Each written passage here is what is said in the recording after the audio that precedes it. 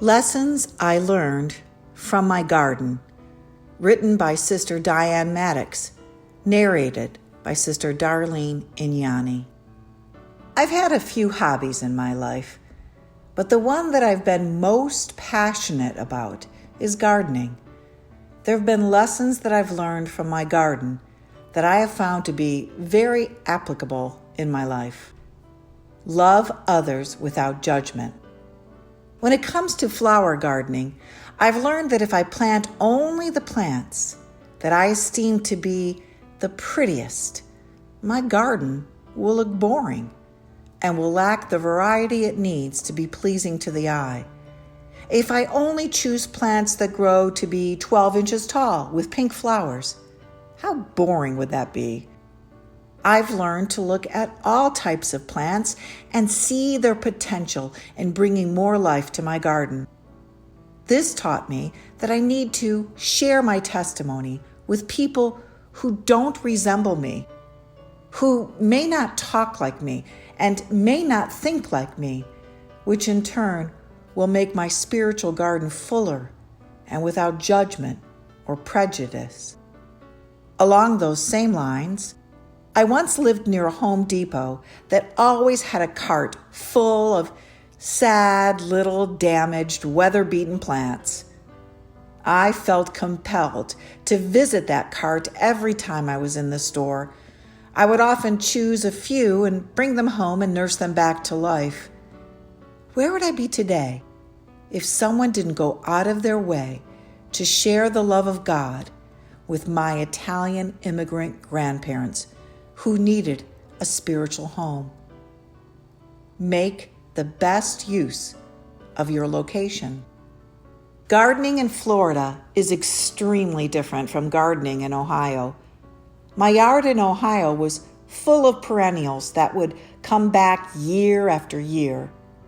I knew which plants needed a hard freeze to survive, and I knew which ones I should cover over with mulch to ensure they made it through the winter.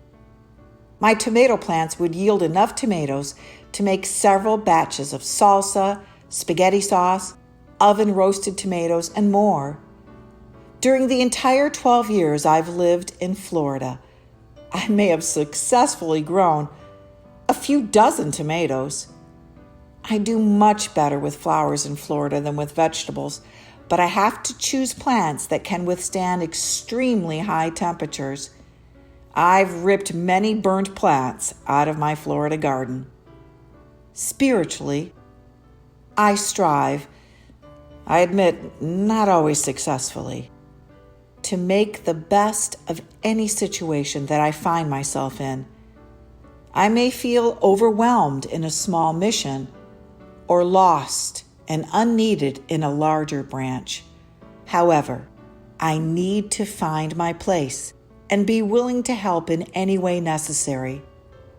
In Philippians 4:11, we're instructed to be content in whatever state we're in. Prepare the ground. Whether you're gardening in South Florida or in the Midwest, the soil needs to be amended. Florida's soil is mostly sand, which requires adding gardening soil. Ohio's soil is more fertile than Florida's soil, but it's still necessary to add peat moss to loosen the soil enough so that roots can expand deep into the ground. In either location, I have to add fertilizer to ensure the plants have the necessary nutrients to grow to their fullest potential. This has taught me that I need to keep my spiritual ground prepared. Do I want my gifts to grow? They're not going to grow on a sandy foundation or in soil that is hard and caked together. I need to amend the soil with prayer and fertilize it by doing things such as spending time with my brothers and sisters and searching the scriptures. Watch out for weeds and pests. No matter what location I'm in, it seems that weeds are a never-ending battle. Weeds can easily overtake the plants, especially the small and tender ones.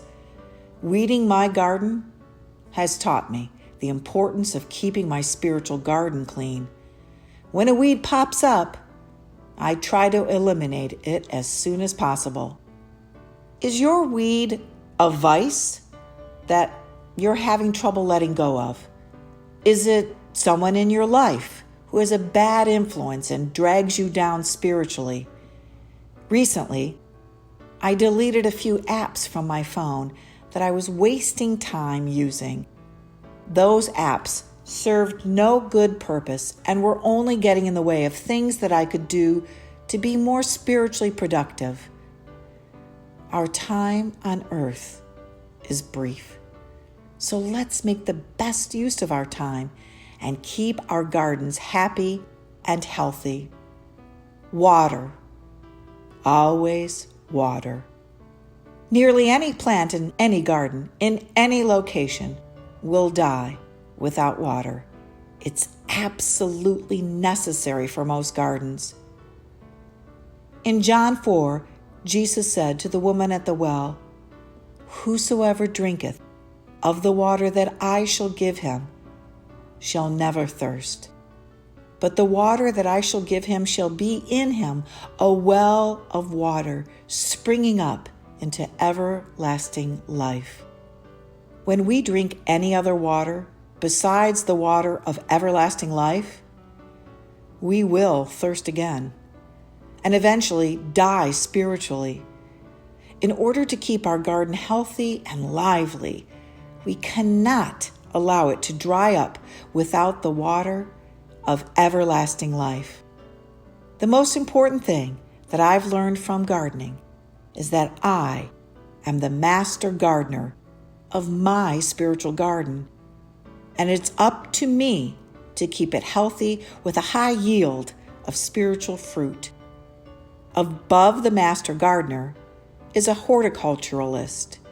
The horticulturalist is all-knowing, and in the natural gardening world, considered the professional gardener. Let's allow Jesus to be the horticulturalist of our garden and be guided by His Holy Spirit.